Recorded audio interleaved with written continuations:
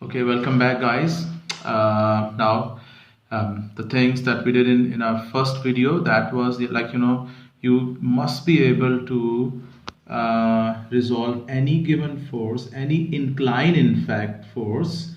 Like if this is a force which is, again, just to connect this with the previous video. Now, if this is 5 newtons and there is an angle of, let's say, 30 degrees. So you must be able to write this horizontal component as 5 cos 30 and this one as the vertical component as 5 sin 30. Okay, so in general we can say that if there is a force with the magnitude of r, okay, and it is inclined at an angle of theta degrees, then its vertical component is going to be r sine theta and its horizontal component is going to be r cos theta. Okay, so now basically we have to apply this concept while applying the formula F equal to ma in the cases where you will be having the things moving with the constant acceleration or they are decelerating. Okay, so now coming to the point, now this is a typical question from the third chapter. Now there is a point where we have there is a force. Let's say this force is 10 newtons and this is inclined at 10 degrees, and there is a, let's say there's a vertical downward force which is 12 newtons, and then there is another force which is this is 8 newtons and this is inclined at 40 degrees, let's say. Now we want to find the resultant of these three forces. So please once again see that these three forces acting at a point O, this is the direction X over here, okay, and this one is the Y direction. We want to see that in which direction we have the resultant of these three forces, how much is its magnitude. Okay, so now again we can't just add or subtract this 10 and this 8 and this 12 to find the resultant of these three forces. If we want to find the resultant, these three forces have to be written in the vector form, and since we're not going to into that much detail of the vector form, so basically we need to write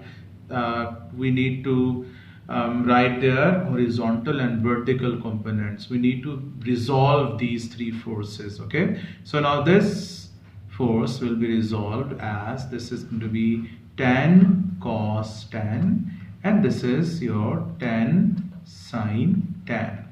This force over here, this is going to be this is your 8 cos 40 and this is your 8 sin 40. Okay, we don't need to resolve this force because this is purely a vertical force. We only resolve the forces which are inclined with the horizontal or with the the vertical axis. The inclined forces basically. Let me see if this works. Okay, now these three forces, they have been resolved into their horizontal and vertical components. Now if we want to find the resultant, we shall see first of all that what is the horizontal component of the resultant of these three forces. So this one is 10 cos 10 and this is because going towards the left side, so I'll be writing this as minus 8 cos 40. Okay, so we only have two horizontal components. One is towards the positive x side and the other one is going towards the negative x-axis. Okay, now let me see that how much is this. This is going to be 10 cos 10 and then minus 8 cos 40. So I have it here. This is minus 3.055 newtons. Okay, so this is the x component of these three forces. There is the x component of the resultant. Okay, now let me find the vertical component of the resultant of these three forces. So that would be 10 sine 10 plus 8 sine 40, and then minus this one as minus 12. Okay, so this one is 10 sine 10, this one is 8 sine 40, and this one going downwards, that is 12 newtons. So let's find their magnitude of, the vertical component's magnitude. That is 10 sine 10 plus, oh god, this calculator is in radians mode. That is, I was just wondering why this is coming as neg. So I'm sorry, let me go back. I have to change the mode of this. So you see, this is the mistake you guys make while attempting these questions. So now going back to this one, this is going to be 10. I'm so sorry for this, 10 cos 10, and this is minus 8, and this is cos 40. So this one is going to be 3 point, this is in fact 3.719. Okay, now this one 10, the vertical one, 10 sine 10 plus 8 sine 40, and then we have minus 12. Okay, so this is minus 5.1212. So now it is always good to sketch this resultant roughly. Like you see, the x component is around 4, the y component is around minus 5. So I'll be showing it over here. This is going to be like 1 2 3, this is 1 2 3 4 5, 5ish, like this.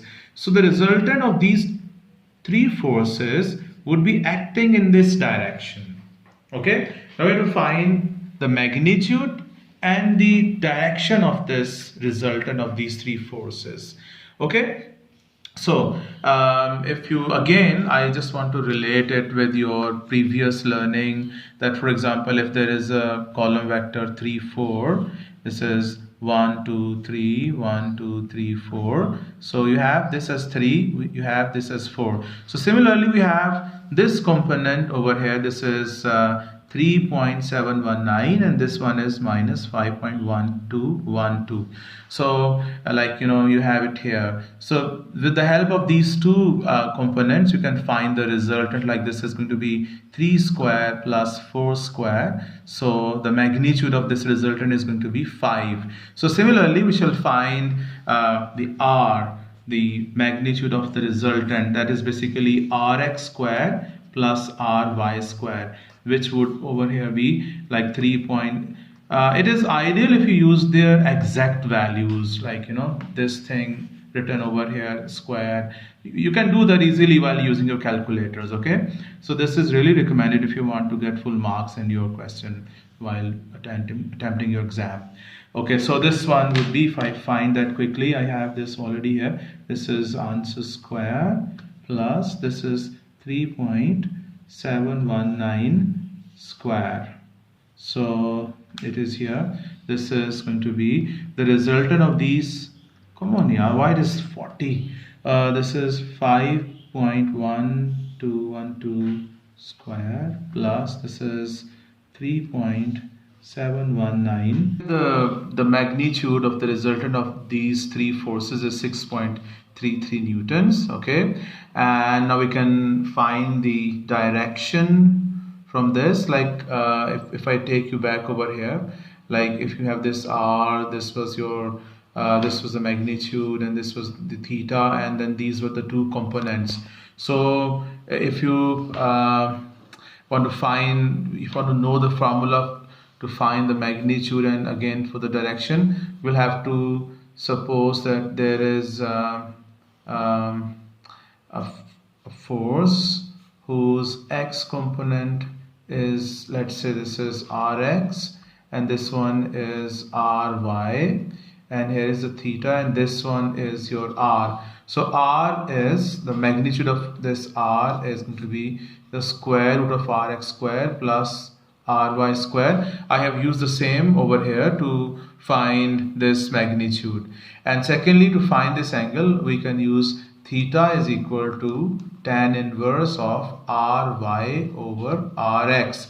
We shall find the basic angle, like this theta is going to be tan inverse of this minus 5.12 over 3.72. Okay, I'll be finding the basic angle. I'll not be writing this minus in this while finding this angle. This tan inverse of this is 5.12 and then this is 3.72. Okay, so this is, now this angle is 54 degrees. So we shall say that the resultant of these three forces has a magnitude 6.33 newtons acting at an angle of 54 degrees clockwise from the x-axis. Okay? So that is how you will be finding the magnitude and the angle of the resultant of any given forces. Thank you.